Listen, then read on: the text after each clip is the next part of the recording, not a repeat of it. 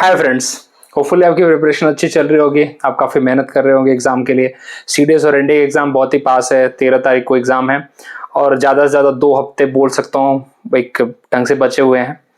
और इसमें अगर आपको अभी भी डर लग रहा है कि हमें हिस्ट्री में क्या करना चाहिए, हिस्ट्री का रिवीजन कैसे करना चाहिए, समझ में नहीं आ रहा है, तो एक सिंपल सा आपको एडवाइस दूंगा कि देखो ज़्यादा पीछे मत भागो कि क्योंकि देखो हिस्ट्री की कोई लिमिट नहीं है कि वैसे तो देखो हर एक किसी भी सब्जेक्ट की कोई लिमिट नहीं है। फिर भी हिस्ट्री के लिए अगर मैं बोलूँ तो बच्चे ना हिस्ट्री के पीछे पागल रहते हैं क्योंकि क्वेश्चंस मिलते नहीं है। फिर वो डिफरेंट डिफरेंट बुक से ढूंढ के लाते हैं, बोले यार देखो इस बुक से मिल गया, कोई लूसेंट में मिल जाएगा, कुछ आपको रोमिला थापर मैम की बुक से मिल जाएगा, कोई पुरानी एनसीईआरटी से मिल जाएगा। तो देखो इसका कोई एंड नहीं है। लेकिन अब बात क्या है कि आप जिस पेपर को दे रहे हो ना उसमें रिपीटेशन इतने हाई लेवल का है। अगर आप आईएएस का पेपर दे रहे हो तो मैं बोलता कि आप पुरानी ओल्ड एनसीईआरटी करो, मैं बोलता कि आप कोई और दूसरी मतलब अलग अलग बुक्स में सजेस्ट करता। लेकिन आपके इधर इतना रिपीटेशन है कि आप अगर चलो पीआईक्यू भी अगर आपने मान लेता हो नहीं किया और आप अभी एंड मोमेंट में बैठे हो कि आप क्या करो, तो देखो आपके सामने भाई एक बुक ला रहा हूं मैं, दैट इज कॉल्ड हमारी कौन सी है, थीम एनसीईआरटी पार्ट 3, यही है ना, इसी को बोलते हैं। तो अगर आप ये भी कर लोगे तो बोलोगे इसमें सारे आ जाएंगे। देखो मैंने क्या बोला, इसमें से नहीं आएंगे, मतलब इसमें सारे थोड़ी आएंगे, लेकिन इसमें से आपको लाइन बाय लाइन में क्वेश्चन दिखा सकता हूँ। अभी मैं थोड़ा सा एक्चुअली मैं अभी ये साइंस के ऊपर काम कर रहा था, तो साइंस वाला हमारा चल रहा है। ज्योग्राफी ऑलमोस्ट खत्म हो गया है, सिर्फ ड्रेनेज का पार्ट बाकी है और वो भी बस जैसे साइंस खत्म करूंगा ड्रेनेज में 1-2 दिन में कंप्लीट कर दूंगा और जितने भी इंडिया के फिजिकल फीचर है वो खत्म कर दूंगा मैं, 1-2 दिन में हो जाएगा वो।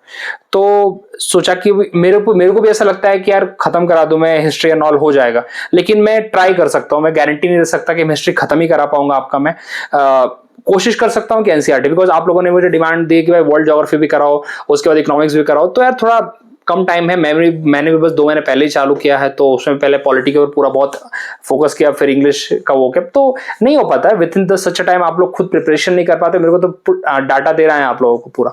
तो वही होता है कि कम टाइम में कितना ज्यादा मैं दे सकता हूँ, तो इसलिए मैंने पीआईक्यू का एक सहारा लिया, पीआईक्यू के माध्यम से। फिर भी पीआईक्यू सर्च करने में बहुत टाइम लगता है, तो कोशिश करूंगा मैं हिस्ट्री आप लोगों के लिए करा पाऊं, वही देखता हूं मैं बट गारंटी नहीं ले सकता। बट आप लोग क्या करिए, अगर आप लोग कभी भी डर लग रहा है कि नहीं यार क्या करना चाहिए, तो एनसीईआरटी प्लीज उठा लो, अभी भी टाइम है। NCERT line by line read करो। मॉडर्न के लिए आप थीम का जो पार्ट 3 है उसमें पढ़ सकते हो, लाइन बाय लाइन क्वेश्चन आते हैं। जैसे एक लास्ट सीडीएस में क्वेश्चन आया था कि the Dalhousie has said that the state of Awadh is cherry, like which he thought that it will fall in the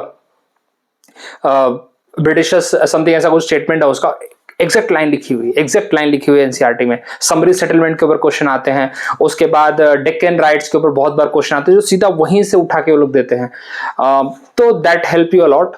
और उसके बाद अगर फिर और आप एनसीईआरटी के ऊपर अगर मॉडर्न के लिए करना है तो क्लास 8th की एनसीईआरटी है, उसमें बहुत अच्छा डेटा दे रखा है, वहां से बहुत बारे लोग क्वेश्चन पूछते हैं। उड़स डिस्पैच का क्वेश्चन लोग कितनी बार वहां से पूछ चुके हैं।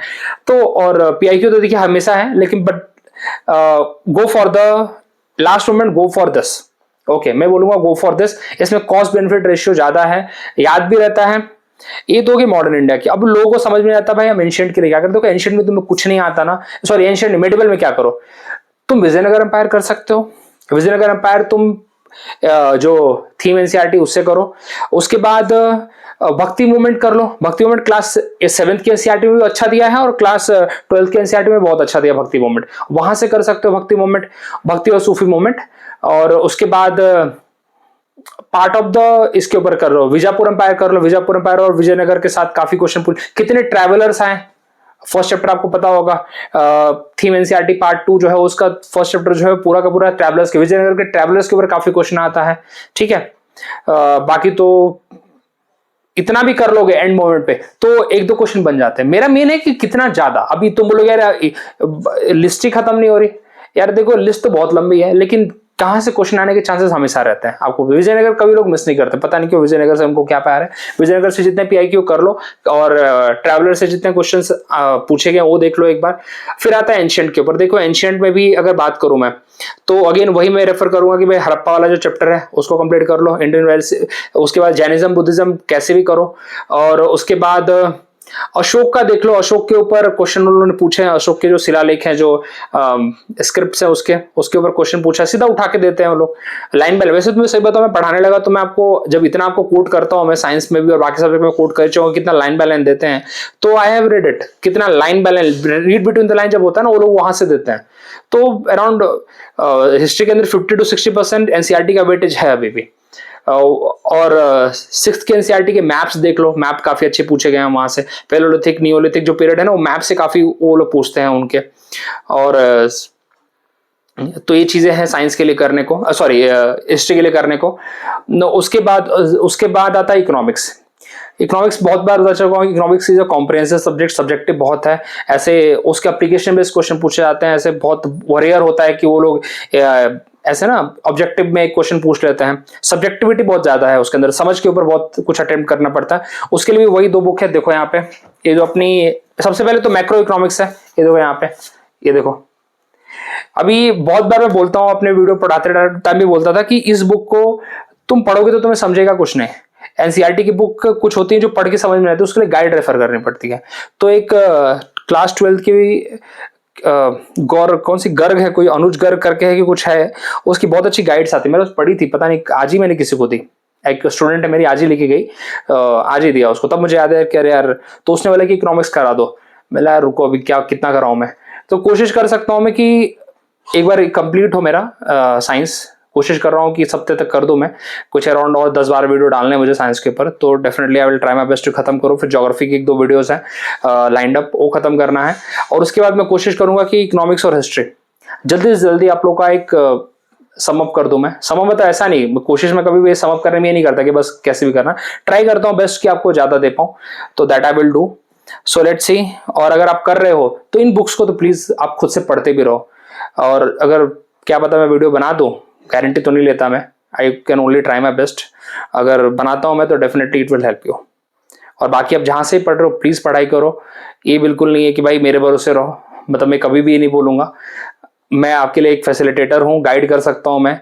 बाकी मेहनत आपको करनी है, बुक्स आपके पास है, रिसोर्सेज आपके पास हैं, बहुत डेटा अवेलेबल है इधर उधर, आप वहां से भी कर सकते हो। But please do the study, solve the PIQ as more as possible.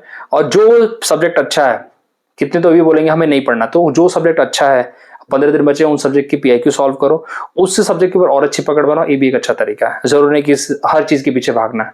अगर आपको लग रहा है कि मेरा साइंस हो चुका है, साइंस के PIQ सॉल्व कर लो। आपको लगता है अगर पॉलिटी हो गया, पॉलिटी के PIQ सॉल्व कर लो।